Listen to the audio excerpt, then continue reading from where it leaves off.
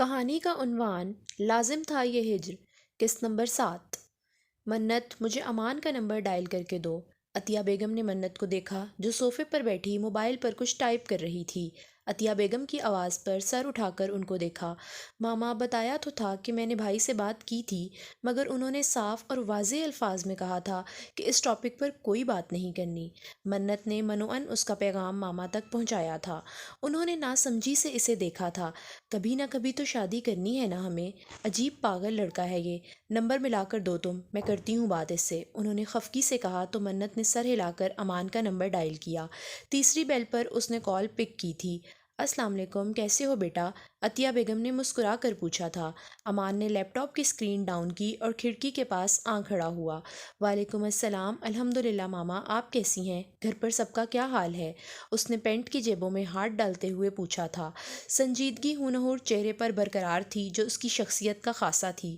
سب ٹھیک ہے بیٹا، مجھے تم سے ایک اہم بات کرنی ہے۔ وہ مدعا پر آئیں۔ امان نے ناسمجھی سے سر ہلایا تھا۔ وہ کچھ تو جان گیا تھا کہ ماں کو کیا بات کرنی ہے، آخر اس کی ماں تھی۔ اسے معلوم تھا کہ اتنی آسانی سے وہ اس بات سے پیچھے نہیں ہٹیں گی۔ جی ماما کہیے۔ سڑک پر نظر آتی ٹریفک کو بے دلی سے دیکھتے ہوئے اس نے بالوں میں یوں ہی انگلیاں چلاتے ہوئے کہا، زمر کا بہت اچھا رشتہ آیا ہے، میں سوچ رہی ہوں کہ ہم زمر کو تمہارے لیے مانگ لیں، انہوں نے مسکرا کر کہا تھا۔ منت بھی الرٹ ہوئی تھی۔ امان نے ان کی بات سن کر لب آپس میں سختی سے بھینچ لیے تھے۔ تھوڑی سی نسیں واضح دکھائی دے رہی تھیں۔ امان، وہ بہت اچھی لڑکی ہے، ہیرا ہے، ہر خوبی ہے اس میں۔ اس کی طرف سے مکمل خاموشی محسوس کر کے انہوں نے اسے سمجھانے کی اپنی سی کوشش کی۔ امان کی آنکھوں کے سامنے اس کا سراپا آیا۔ ہمیشہ لبوں پر مسکان سجا کر وہ ہر ایک سے محبت سے ملا کرتی تھی۔ مجھے تو وہ سونا بھی نہیں لگتی، کجا ہیرا، ہاں شاید چاندی ہے، اس نے خوف سے سوچا تھا۔ امان، سن رہے ہو نا مجھے؟ عطیہ بیگم نے خاموشی محسوس کرتے ہوئے پوچھا تھا۔ جی ماما، سن چکا ہوں، سوچ بھی چکا ہوں، اور میں یہ بات منت کو بھی بتا چکا ہوں کہ میں ابھی شادی نہیں کرنا چاہتا، اور کرنا تو دور، اس متعلق ابھی سوچنا بھی نہیں چاہتا، اور اب میں ہر بات بار بار دہرانے کا عادی نہیں ہوں، آپ یہ بات اچھی طرح جانتی ہیں، اس نے سنجیدگی اور قطعیت بھرے لہجے میں کہتے ہوئے گہرا سانس ہوا کے سپرد کیا تھا۔ وجیہات چہرے پر غصے اور الجھن بھرے تاثرات نمایاں تھے۔ امان، ہم کون سا آج ہی بیاہ کر لا رہے ہیں، تم ہاں کر دو، شادی جب تم کہو گے تب ہوگی۔ اس کا اکھڑا اور بہزار لہجہ بھانپتے ہوئے انہوں نے نرمی سے اسے قائل کرنا چاہا تھا۔ وہ نہیں چاہتی تھیں کہ ان کی اتنی اچھی بھتیجی کسی غیر کے گھر جائے۔ ماما نہیں، آپ دوبارہ اس ٹاپک پر بات نہیں کریں گی، کیونکہ مجھے اس جیسی لڑکی نہیں چاہیے۔ آپ خود سوچیں، کیا وہ میرے ساتھ سوٹ کرتی ہے؟ مجھے اپنے جیسی لڑکی چاہیے، جو کم از کم اتنی خوبصورت ہو کہ اس جتنا حسن میں نے کبھی پہلے نہ دیکھا ہو۔ آپ جانتی ہیں کہ زمر ایسی نہیں ہے۔ اللہ حافظ، اس نے غصے سے کہہ کر کال کاٹ دی۔ ہاں، وہ مانتا تھا کہ وہ حسن پرست تھا، اسے حسن میں اتنی جانب کھینچتا تھا، تو وہ زمر سے شادی کیسے کر سکتا تھا؟ مطلب حد ہے۔ ماما بھی ناراض ہو گئی ہوں گی۔ اس نے موبائل ٹیبل پر رکھتے ہوئے کن پٹی پر شہادت کی انگلی رکھی اور پرسوچ انداز میں اسے حرکت دینے لگا۔ پھر کچھ سوچتے ہوئے اس نے موبائل اٹھایا اور چند ثانیے تھوڑی پر ہاتھ رکھ کر کچھ سوچتا رہا، اور پھر جیسے کوئی فیصلہ کیا تھا اور تیزی سے زمر کا نمبر ڈائل کیا۔ زمر کا نمبر اسے ایک بار منت نے ہی سینڈ کیا تھا جب اسے ماموں سے بات کرنی تھی، مگر ان کا نمبر بن جا رہا تھا تو تب سے سیو تھا۔ بیل جا رہی تھی۔ اس نے ٹیبل پر جھکتے ہوئے گلاس میں پانی ڈال کر لبوں سے لگا لیا۔ یہ اپنی طرف سے کوشش تھی کہ غصے پر قابو پا لے۔ تبسم بیگم نے زمر کو بتایا تھا کہ ارحان کے گھر والوں کو زمر بہت پسند آئی تھی۔ تبسم بیگم بہت خوش جبکہ وہ بہت پریشان تھی۔ اس نے یہ بات منت کو بتا دی تھی۔ وہ نہیں جانتی تھی کہ منت اس بات سے باخبر تھی کہ وہ امان کے لیے کون سے جذبات رکھتی ہے۔ پتہ نہیں کیا سوچ کر وہ امان کی منتظر تھی۔ ابھی بھی اس کا دل بجھا جا رہا تھا۔ بابا نے ان لوگوں سے جواب کے لیے 1 ہفتہ مانگا تھا، جس میں سے 2 دن گزر گئے تھے۔ ہر وقت خوف کے سائے سر پر لہراتے رہتے تھے۔ جب بھی موبائل فون کی گھنٹی بجتی اسے یہی لگتا کہ امان ہوگا، وہ اسے کہے گا تم میری ہو، میں کل ہی امی کو بھیج رہا ہوں۔ اپنے تخیل پر وہ خود ہی اذیت سے ہنس دیا کرتی تھی۔ یک طرفہ محبتیں خود ساختہ امیدوں کا محل ہوتی ہیں جو انسان کو وہ سوچنے پر مجبور کر دیتی ہیں، وہ خواب بننے پر اکساتی ہیں جس کی تعبیر ملنا حقیقت میں شاید ہی ممکن ہو۔ ابھی بھی موبائل کی گھنٹی بجی تو اس نے چونک کر موبائل کی طرف دیکھا۔ امان کالنگ؟ دیکھ کر اسے 1000 وولٹ کا کرنٹ لگا تھا۔ وہ بھی یقینی سے دیکھ رہی تھی۔ اسے قیامت کے آنے آنے کی امید تھی مگر امان کی کال کی نہیں۔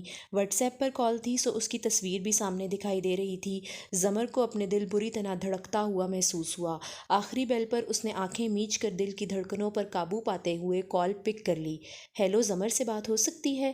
کال پک ہوتے ہی اس نے بھاری اور گمبھیر آواز میں پوچھا تھا۔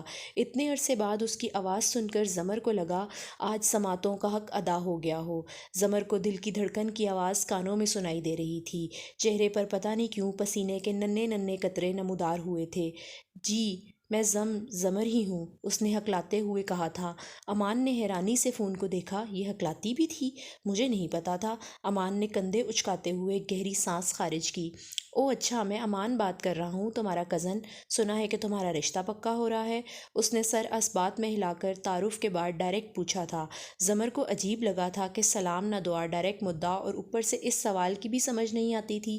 جی، سر اسبات میں ہلاتے ہوئے خشک حلق کو تھوک سے تر کرتے ہوئے کہا تھا۔ دماغ اس وقت کچھ بھی سوچنے کی پوزیشن میں نہیں تھا جبکہ دل تو دھڑک ہی الگ انداز میں رہا تھا۔ تو جہاں ہو رہا ہے وہاں ہی ہونے دو، بلکہ کوشش کرو کہ جتنی جلدی ہو سکے یہ رشتہ ڈن ہو جائے، کیونکہ میری ماما چاہ رہی ہیں کہ تمہیں میرے لیے مانگ لیں، جبکہ میں ایسا ہرگز نہیں چاہتا۔ تمہیں اس لیے بتایا کہ تم بھی ایسا ہرگز نہیں چاہو گی، اس نے تیز لہجے میں بے حد سنجیدگی سے کہہ کر زمر کی امیدوں کا واحد سہارا بھی چھین لیا تھا۔ اسے اپنا دماغ سائیں سائیں کرتا محسوس ہو رہا تھا۔ آنکھوں سے گرم سیال بہتا ہوا گالوں کو بھگونے لگا تھا۔ زمر، تم مجھے سن رہی ہو؟ خاموشی محسوس کر کے اس نے پہلے موبائل کو دیکھا اور پھر کوفت سے پوچھا تھا تو زمر نے فوراً سر ہلایا گویا وہ سامنے بیٹھا ہو۔ جی سن لیا ہے، اپنا لہجہ حتی الامکان نارمل رکھنے کی کوشش رکھتے ہوئے جواب دیا۔ تو بندہ جواب ہی دے دیتا ہے، وہ تلخی سے سخت لہجے میں کہتا ہوا کھڑا ہوا تھا۔ اسی سے شکوہ بھی رہتا ہے تلخ گوئی کا کہ جس سے اپنی طبیعت قرار پاتی ہے۔ آپ کا بہت شکریہ کہ آپ نے مجھے بتایا، اور آپ کے گھر کیا بات ہوئی ہے اس کے متعلق مجھے کوئی علم نہیں، سو وہ آپ کے گھر کا معاملہ ہے۔ رہی میری بات تو میرا جیون ساتھی بھی میرے والدین ہی چنیں گے، آپ کو مجھے مشورہ دینے کی بالکل بھی ضرورت نہیں ہے۔ جزاک اللہ۔ اس نے سارا لحاظ و مروت ایک طرف رکھ کر اس کی طبیعت صاف کر دی۔ امان نے حیرانی سے فون کو دیکھا۔ آج تک کسی نے اس سے اس لہجے میں بات نہیں کی تھی، اس لیے وہ بے یقین تھا۔ ایکسکیوز می، تم؟ وہ غصے سے مٹھیاں بھینچتا ہوا کچھ کہنے ہی لگا تھا کہ زمر نے اس کی بات کاٹی۔ ضروری کال آ رہی ہے، خدا حافظ۔ اس کا ضبط جواب دے گیا تھا سو اس نے یہ کہہ کر کال کاٹ دی۔ زمر کی آنکھوں سے بے موسمی بارش بہنے لگی۔ اسے اپنا آپ تپتے صحراؤں میں بے یار و مددگار پڑا محسوس ہو رہا تھا۔ اس کے الفاظ تھے یا پگھلا ہوا سیسا؟ وہ پھوٹ پھوٹ کر رو دی۔ آج آخری امید بھی ٹوٹ گئی تھی۔ اپنا آپ ایک دم بے مول محسوس ہو رہا تھا۔ یہ کون بچھڑا کہ چلنے کا حوصلہ بھی نہیں، یہ کون بچھڑا کہ چلنے کا حوصلہ بھی نہیں، یہ کون جسم میں اتنی تھکان چھوڑ گیا۔